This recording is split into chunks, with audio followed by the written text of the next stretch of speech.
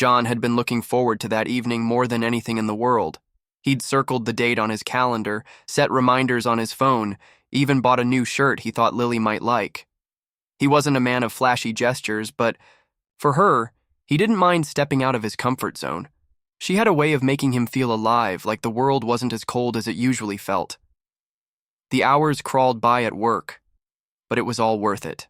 He imagined them laughing over dinner, maybe holding hands on the walk back, talking about things that felt like they belonged to just the two of them. He checked his messages, half expecting a sweet, "Can't wait to see you tonight" text from Lily. But all he saw was silence. By 5 o'clock, his phone finally buzzed. Relief washed over him, but it didn't last.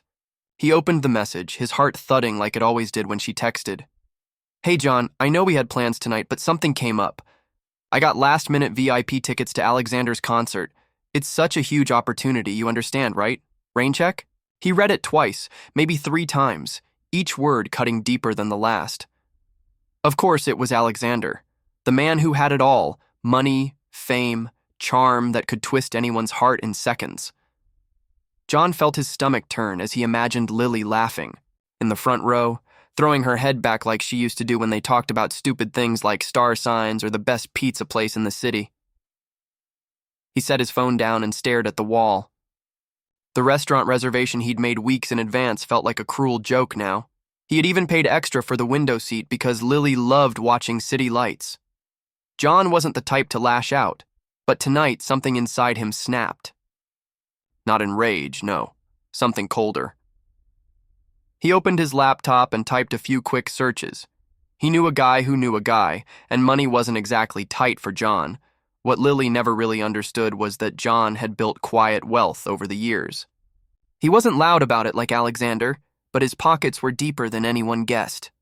After a few calls and the wiring of a painful amount of cash, he leaned back in his chair. His lips curled into a small, humorless smile. If Lily wanted to chase VIP tickets, fine. He would buy the whole damn arena and shut it down. The message came in just as he expected, from Amanda, his old college friend, who now worked in high-level event management. "John, it's done. Arena's closed for urgent renovations. Refund notices already going out. Alexander's team is furious, but it's airtight. You sure you're okay?" He replied with a simple, "Perfect. Thanks, Amanda." The night that had started as a bitter disappointment was turning into something else entirely. He wasn't sure if it was satisfaction or just cold revenge, but either way, he wasn't going to let himself feel small. Not for Lily, not for Alexander, not for anyone who thought he could be cast aside for a flash of glitter and noise. Across the city, Lily's evening was unraveling faster than she could explain. She stood outside the locked gates of the arena, clutching her VIP pass like it was going to magically open the doors. People were gathering, confused and angry. She pulled out her phone and tried to find answers, but the official notice was everywhere: cancellation, unexpected renovations, refunds issued within 7 days. Her heart sank as she scrolled through the angry comments flooding social media. She had skipped a quiet, intimate evening with John for this mess. Something about it felt off, too deliberate, too sudden. Amanda, who had always played the part of the polished event manager, stood not far off, pretending to handle the chaos. Her eyes briefly met Lily's, but she quickly looked away as if she knew a secret too sharp to share. John, meanwhile, poured himself a glass of whiskey and stepped onto his balcony, watching the skyline with a calm that surprised even himself. The arena lights that usually blazed bright were dark tonight, just like he had planned. Let them wonder. Lily paced outside the arena, her heels clicking against the pavement, sharp and restless. The excitement that had filled her earlier had drained away, leaving her with a bitter taste she couldn't quite swallow.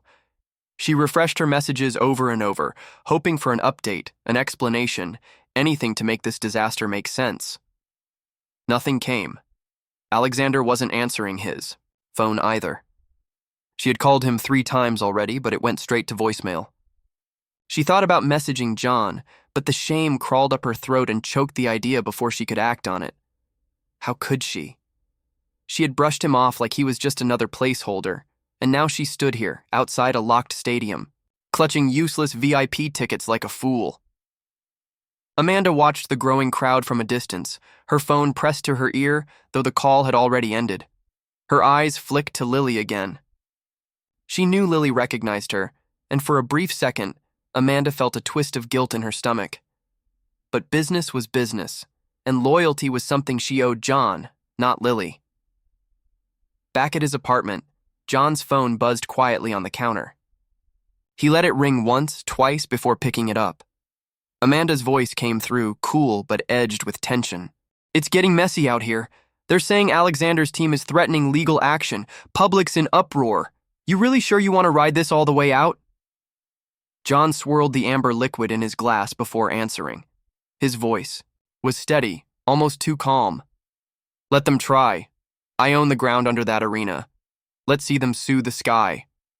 Amanda didn't push further. She knew John well enough to recognize that tone. He had made his move, and now he was content to watch the pieces fall where they may.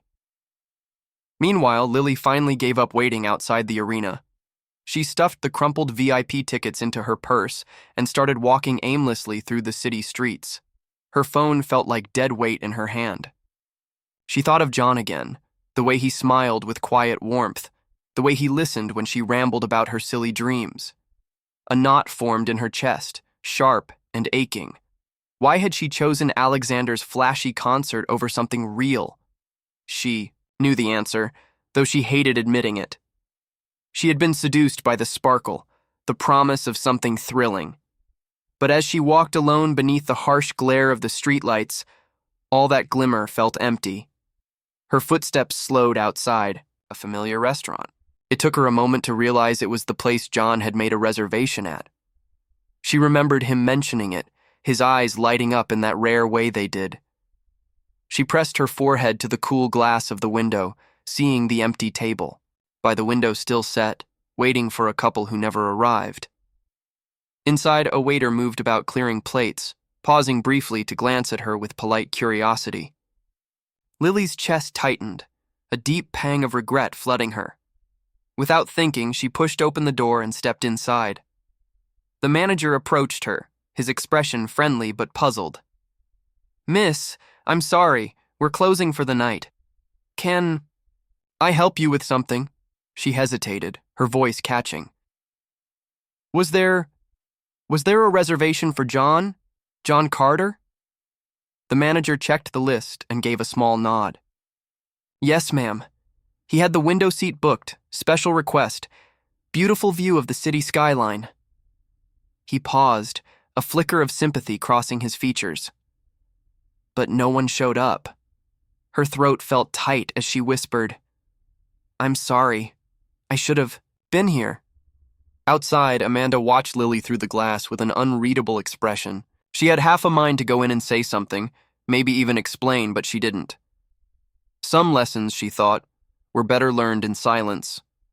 John, still on his balcony, checked the time. He imagined Lily standing outside the arena, confused and stranded, maybe even thinking of him. He told himself it didn't matter. He told himself she had made her choice, and he had simply returned the favor. But deep down, beneath the armor of his pride, something twisted painfully. She had left him for a night of noise and lights, and now she had neither. And yet, he couldn't quite bury the part of him that still wondered if she would come knocking at his door, if she'd realized too late that all the glitter she chased couldn't warm her the way he had tried to. He finished his drink in one bitter swallow and turned back inside, leaving the city's darkened skyline behind him. Lily didn't know why she stayed. The restaurant was already dimmed, chairs flipped onto tables, and staff were slipping into their jackets.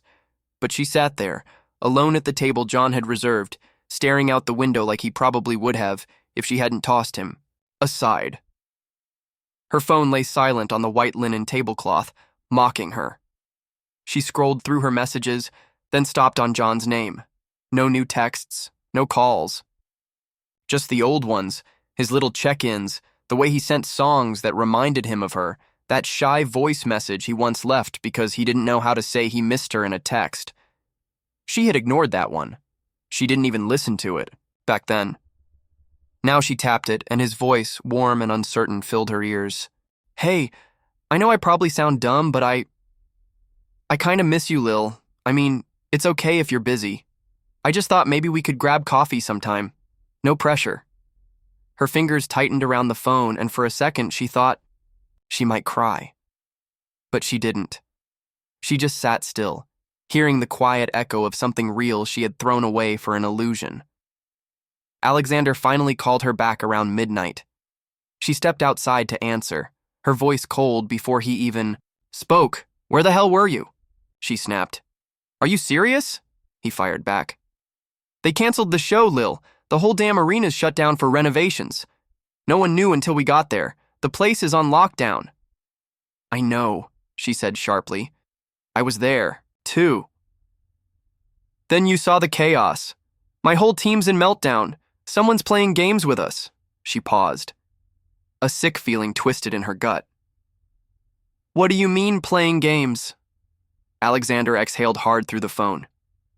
The timing, the way it was handled, it feels personal. It's not a glitch. It's someone pulling strings. Lily's mind reeled. She thought of Amanda, her glance, her presence near the chaos, too calm, too in control.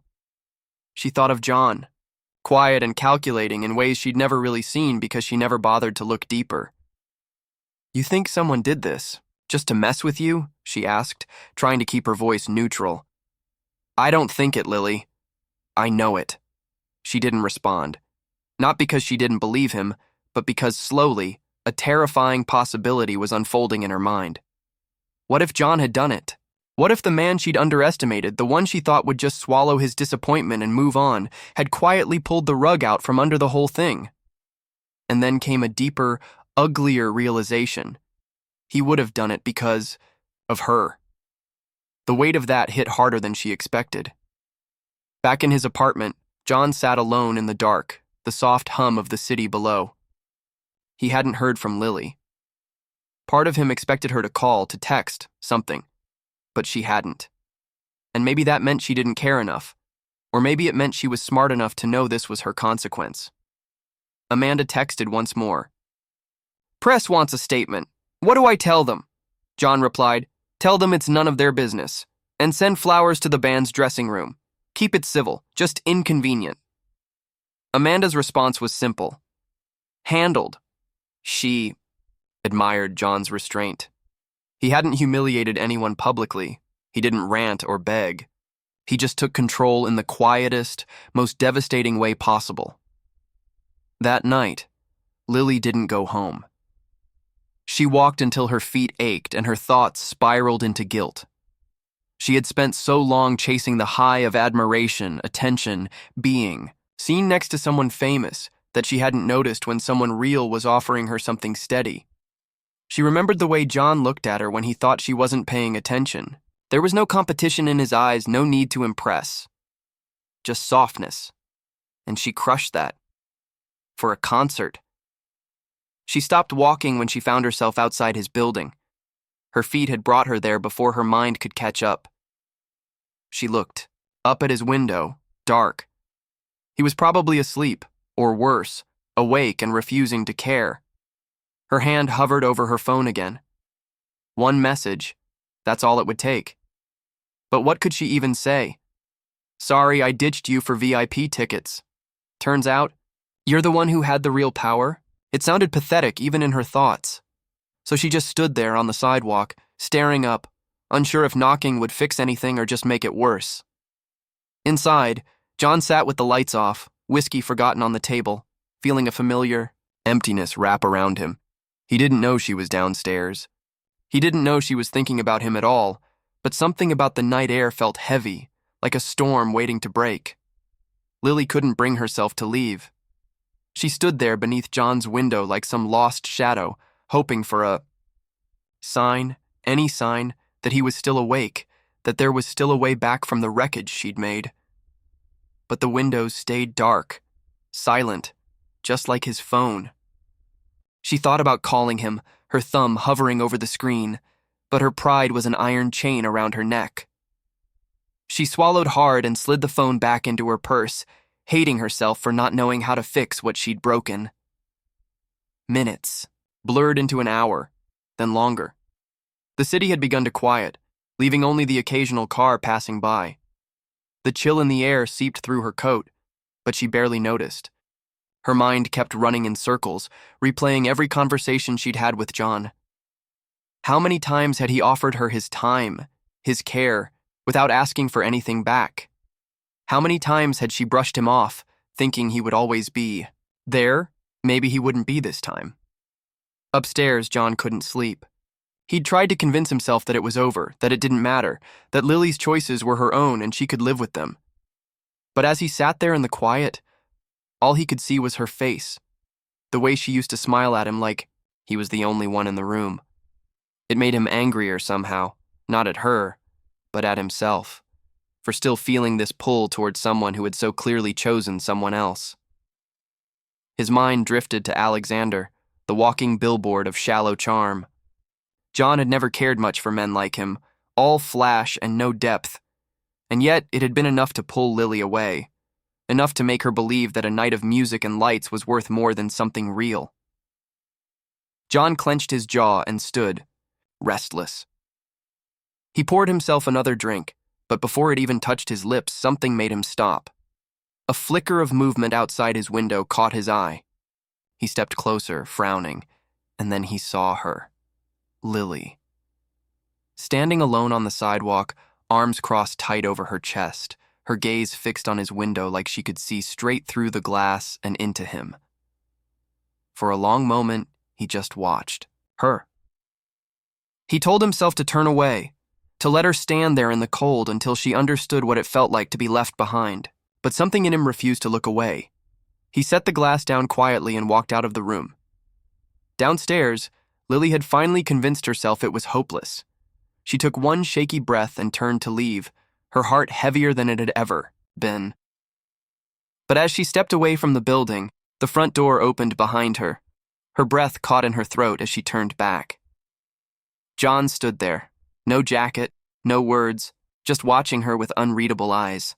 The streetlights cast soft shadows across his face, and for a second, he looked like a man carved out of stone, cold, strong, immovable. She wanted to speak, but her mouth was dry, her heart thudding painfully against her ribs. Finally, she forced out a shaky, "Hi." John didn't answer at first. His eyes searched her face, not with the warmth she remembered, but with something harder, heavier. "What are you doing here, Lily?" His voice was quiet, but it carried the weight of everything, unsaid between them. She swallowed her pride, felt it sting all the way down. I thought maybe we could talk." "Talk?" His lips curved into a bitter smile. "About what? About how you canceled on me for front row seats to a circus, or how you realized the circus isn't running tonight?" Her eyes stung, but she forced herself to hold his gaze. "About how I made a mistake." There it was, out in the open, naked and raw. John's jaw tightened. "You think a mistake is something you can just sweep away with a late-night apology?" "No," she whispered, her throat tight. "I don't think that." She took a step closer, feeling like every inch between them was a mile of regret. "I know I hurt you, John. I know I chose something shallow over something real. I was stupid, blind, and you didn't deserve that." For a moment, neither of them spoke. The only sound was the faint hum of the city, as if the world itself was holding its breath. John let out a quiet breath, his eyes never leaving hers. "You're right. I didn't." The words hit her like a punch, but she accepted them. She deserved them. "I can't take it back," she said softly, "but I can ask for a chance to make it right." He studied her, as if weighing the truth in her words, against the hurt in his chest. He could have shut the door. He could have turned away and let her live with her regret. But instead, he stepped aside, leaving the doorway open. "Come inside," he said at last. "We're not done." Her heart leapt in her chest, fragile hope blooming where despair had lived all night. She stepped past him, into the warmth of his apartment, carrying her guilt and her longing like fragile glass. And behind her, John closed the door, not to shut her out, but to shut the world away. Inside, the apartment felt warmer than she expected, though maybe it was just the contrast to the cold that had settled in her bones all night. Lily stood awkwardly in the middle of the living room, her eyes tracing the familiar space. She had been here before, so many times, but it felt different now. He felt different. He wasn't the same man waiting patiently with hope in his eyes. Something in him had hardened. John moved past her, not offering her a seat, not offering her comfort. He poured himself a fresh drink, neat, no ice, then glanced at her from over his shoulder. "Want something?" he asked, the words short, clipped. She shook her head. "No, I just want to talk." He took a slow sip, studying her over the rim of his glass. Then talk. The bluntness stung, but she deserved it. She'd made her choice, and this was the price. She wet her lips, her voice steadying only with effort. "I thought chasing excitement would make me feel alive," she started. "Alexander, the concerts, the attention. It all seemed so bright, so loud and full of life." John's eyes narrowed slightly, but he didn't interrupt. "But tonight," she went on, her voice trembling, "I stood outside that arena, alone, and I realized that all that noise means nothing when there's no one who really cares whether you're there or not." John's gaze darkened, but not with anger. Something deeper, more tired. "You realized that tonight?" His voice was low, quiet, like a storm just before it breaks. "After you threw me aside for a ticket that didn't even scan?" Lily's chest ached. "I should have realized it sooner," she admitted. "I should have seen you, really seen you. Not as the man I thought would always wait, but as the man who deserved better than to be someone's backup plan." A bitter laugh escaped him, soft but sharp. "Backup plan," he echoed, shaking his head. "That's exactly what I was, wasn't I? Always there, always ready, while you chased after every flash of something shinier." "I didn't mean for it to be like that," she whispered. But it was. The silence stretched long between them. She hated the way it pressed against her chest, heavier with each passing second, but she refused to look away. "Not this time. I came here tonight because I wanted to be honest," she said. "And because even though I know I don't deserve it, I hoped you might let me try to make it right." John's eyes were unreadable as he set his glass down on the table with a soft clink. He walked toward her, slow, steady, until there was barely a breath of space between them. His gaze pinned her in place, and she felt every ounce of her regret rise to the surface. "You want to make it right?" he asked, his voice barely above a whisper. "Then tell me, Lily, what exactly do you think you're trying to fix? Me? Us? Or just the guilt eating you alive because the glitter faded and you're left with nothing but ashes?" Her breath caught. She hadn't expected him to see so clearly through her, to cut so close to the truth. Tears stung at the back of her eyes, but she blinked them away. "I'm trying to fix the fact that I broke something real," she said, her voice tight. "That I broke you." His jaw worked, like he was fighting against something inside himself.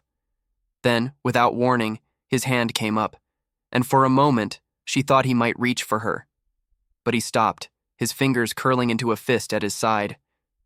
"You can't fix me," he said, rough and honest.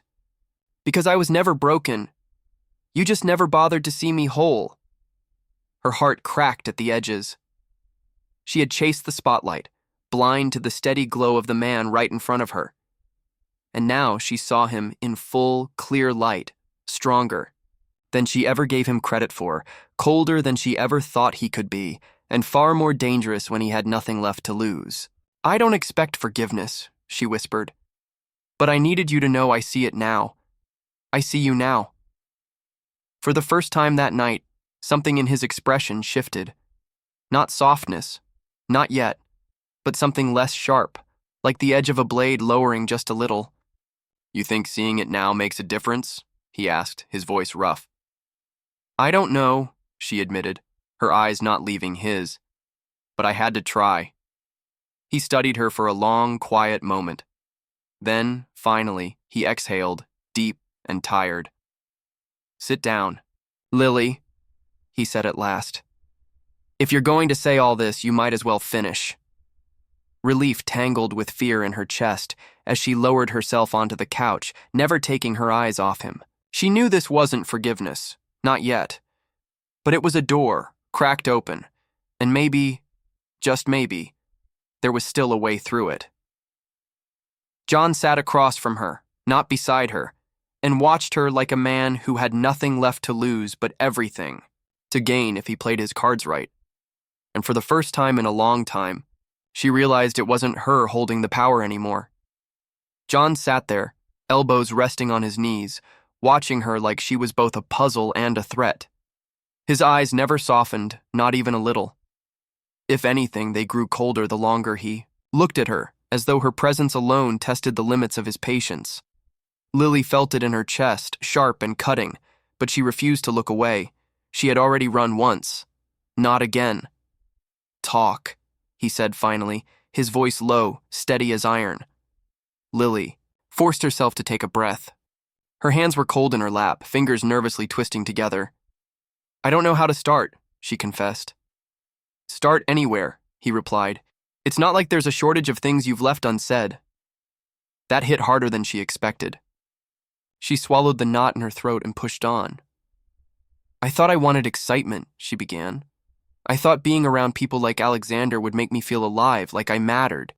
He made everything sound so big, so loud, like the world would finally see me if I stood beside him." John's jaw tightened, but he said nothing. He let her speak, let her empty herself. "But it's fake," she continued, her voice shaking just a little. "The way he looks at people, it's like they're all the same to him. Names, faces, they blur together. And I wanted so badly to be seen that I chased after it without thinking about what I already had." Her eyes burned, but she kept them on him, refusing to hide. "You saw me, John. You always did. You saw the parts of me I never thought were worth noticing, and I threw it away for something hollow." His expression didn't change, but something in his eyes flickered, brief and unreadable. "You did," he agreed quietly. Her breath hitched. The truth of it was unbearable, but she had to face it. She deserved to. "I know you think I came here because my perfect night crashed and burned," she said, her voice gaining a fragile steadiness. "And maybe part of me did. But standing outside that arena, watching it fall apart, I realized it wasn't just the concert that collapsed. It was everything I thought I wanted." John sat back slowly, his gaze never leaving her. "So what is it you want now, Lily?" The question sliced clean through her. She had to answer, and not with pretty words or hollow apologies. "I want something real," she said. "Something I lost because I was too blind to see it in front of me." "You want me," he said flatly. Not a question, but a cold statement of fact. She hesitated, then nodded. "Yes, I want you." A bitter laugh broke from him, rough around the edges. "You want me when your golden ticket turned to ash. When your glittering stage turned dark, you come back here, to the man you thought was safe, the man you thought would wait." Her throat tightened painfully. "I don't expect you to forgive me tonight," she said. "I just want you to know I regret it. More than anything." His eyes hardened. "Regret doesn't fix what you broke, Lily. Regret is just the echo after the damage is done." Silence stretched between them again, so heavy she felt like it might crush her chest. She didn't move, didn't speak, just let the weight of his words settle where they belonged. After a long moment, John leaned forward, resting his arms on his knees once more. His voice was quiet, but every word was clear, deliberate. "You know what the worst part is?" he said. "It's not that you left me for someone else. It's not even that you didn't see what you had until it slipped through your fingers." She held her breath, afraid to hear what came next, but unable to turn away. It's that for one stupid moment, he went on, his eyes dark and fierce. I would have given you the world if you had just stayed. Her chest squeezed tight, aching with something deeper than guilt. She had thought John was safe, predictable, easy. But now she saw it for what it truly was. He had been the man ready to burn the sky for her, and she had traded him for a show that couldn't even last the night. I know, she whispered, her voice barely holding together. I see that. Now, the fire in his eyes dimmed just a little, replaced by something closer to sorrow than rage. But it was there only for a second before he pulled it back behind his cold mask. You want to fix this? He asked. More than anything, she answered. Then prove it, he said, his voice rough and final, because words aren't going to save you this time. Her breath caught in her chest, but she nodded. I will, she said, her voice trembling but true. I will.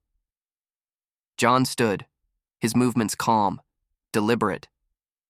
He walked past her toward the window, looking out over the darkened skyline as though searching for answers in the empty streets below, despite it. You'd better, he murmured, more to himself than to her. Lily sat there, watching him, feeling the weight of what she had lost, and the faintest, thinnest thread of hope that maybe, just maybe, it wasn't gone for good. The silence between them lingered like smoke after a fire, thick and hard to breathe through. Lily's eyes stayed fixed on John's back as he stood by the window, the city lights casting long shadows across his face. She wanted to go to him, to reach out and touch him, to break the wall he had built so carefully around himself. But she knew better. She had done enough rushing in without thinking. Instead, she forced herself to sit still, to wait, to let him come to her if he chose to. John's gaze swept over the skyline, but his mind was somewhere far beyond the streets and buildings. He remembered every small moment she probably never thought twice about. The way she used to laugh softly at his dry jokes. The way she leaned into him on cold nights without realizing it. He had let himself believe in those moments. He had let himself believe in her. And she had left him standing alone, dinner reservation untouched, his heart in his hands, while she chased after lights that weren't meant for her. He hated her for that. He hated himself even more for still wanting her. You think it's that easy? His voice broke the silence, low and rough like gravel underfoot. You think regret is enough? No, Lily answered quietly, her throat tight. I know it's not. He turned then, slowly, his eyes sharp as blades. Then tell me, Lily. Tell me why I should believe a single word you say. Her heart pounded so loud she was sure he could hear it. But she didn't falter.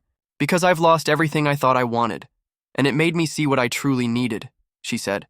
And it wasn't the bright lights or the fame or the crowds. It was you. It was always you. His eyes darkened further, but not with anger. This time, it was something heavier, like sorrow carved deep into stone. He took a step closer, close enough that she could see the tight set of his jaw, the war waging behind his expression. You say that now, he said, bitterness curling around his words. But what about when the lights come back?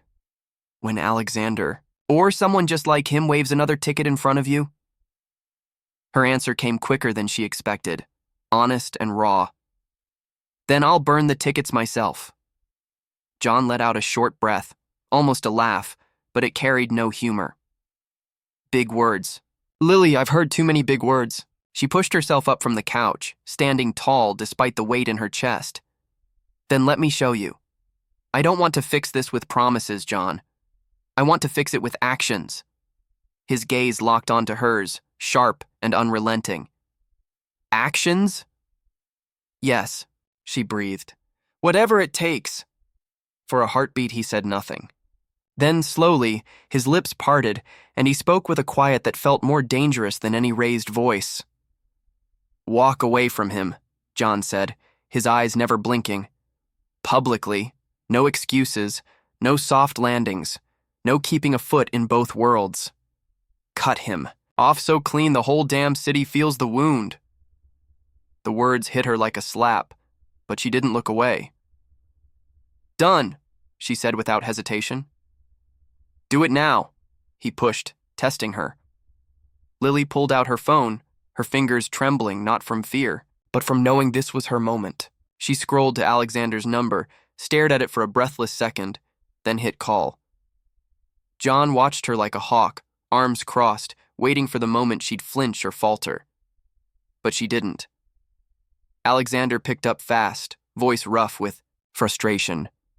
Lily? Where the hell are you? She didn't let herself pause. We're done, Alexander. There was a beat of silence on the line, then a sharp, disbelieving laugh. What are you talking about? You heard me, she said, her voice, steady now, stronger with every word. I'm done. Don't call me again. You're making a mistake, he snapped. No, she replied, her eyes never leaving John's. I already made it, and I'm fixing it now. She hung up before Alexander could answer, dropping the phone onto the couch like it weighed nothing. John's eyes flicked to the phone, then back. To her. His expression didn't soften, but something beneath the surface shifted, just a fraction. You really did it, he said. Not a question, just quiet observation. I told you, Lily replied, her voice still trembling but fierce. I'll prove it to you. John stepped closer, so close now she could feel the heat of him, see the quiet storm in his eyes. His gaze swept over her, like he was trying to read the truth written on her skin. You're late, Lily, he said, his voice rough and worn. You're so damn late. I know, she whispered. And I'm not the same man who waited for you, he added. I don't expect you to be, she said.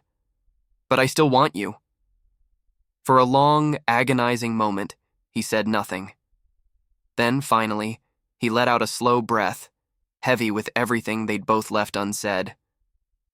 Then you'd better be ready to bleed for it, he murmured. I already am, she replied, her voice unwavering, and for the first time that night, something almost like a spark flickered behind his cold eyes. John's stare held her like a vice. He hadn't moved, hadn't flinched, even as she threw her final card on the table. But Lily saw it. Buried under his guarded glare, beneath the bitterness, there was something still alive. It wasn't trust, not yet, but it was a crack in the ice. A small, dangerous crack. You think bleeding for me is enough? His voice was quiet but sharp as a blade. You think that's going to undo every damn moment you made me feel like I wasn't enough? Her chest squeezed so tightly she thought her heart might splinter in her ribs. No, she admitted, her voice raw. But it's the only place I can start. The air between them felt charged, like lightning just waiting to strike. John took another slow step toward her, close enough that the cold steel in his eyes threatened to scorch her where she stood. Do you know what it's like, he said, voice low and fierce, to build your world around someone and then watch them burn it down without a second glance? Her breath shook, but she held her ground. Yes, she whispered. Because I'm standing, in the ashes of what I burned. His gaze flicked over her, and for a breathless second it felt like he might turn away, like he might walk past her and leave her hollowed out with her own guilt. But he didn't. He stayed. Right there, in the storm they had made together. Don't you dare make this easy for me, he said, a dangerous rasp in his tone. Don't. Give me words. Don't give me pretty speeches and promises you'll forget tomorrow. I won't, she said, her throat tight but steady. I've already lost you once. I won't lose you again. His jaw flexed, and for a moment, his eyes dropped from hers, as if looking at her was too much weight to carry. But when he lifted them, again, she saw it. Not forgiveness, not yet, but a crack in the armor, wide enough for a thread of hope to slip through. You left me for a man with bright lights and shallow promises, he said bitterly. You humiliated me, Lily. You made me feel like I was nothing. I made you feel like that, she corrected softly, but you were never nothing. You were always everything. I was too blind to see it until it was too late. Her honesty hit him harder than she could have imagined. His breath caught, his hands curling into fists at his sides like he didn't know what to do with the fury still burning in him. Fury at her. Fury at himself for wanting her still. For a long moment, he just looked at her, like he was searching for the lie in her words, but there wasn't one. She had no more lies left to give. Finally, John spoke, his voice rough. You want me to believe you? Fine. Then you fight. You fight every damn day. You prove to me that I'm not second choice, that I'm not the man you settle for when the glitter fades. I will, Lily said, no hesitation. I swear it. And you keep fighting, he added, his tone ironclad. Even when I push you away, even when I make you bleed for it. Because I won't make this easy for you, Lily, I can't. I don't want easy, she breathed. I want you. The storm in his eyes calmed just a fraction, just enough. He stepped. Back ran a hand over his jaw and exhaled like he was letting go of something that had been chained inside him for too long. You're late, he said again, his voice softer but still carrying the weight of every scar she had given him. But maybe not too late. Her heart cracked open at his words, letting in the light she thought she'd lost forever.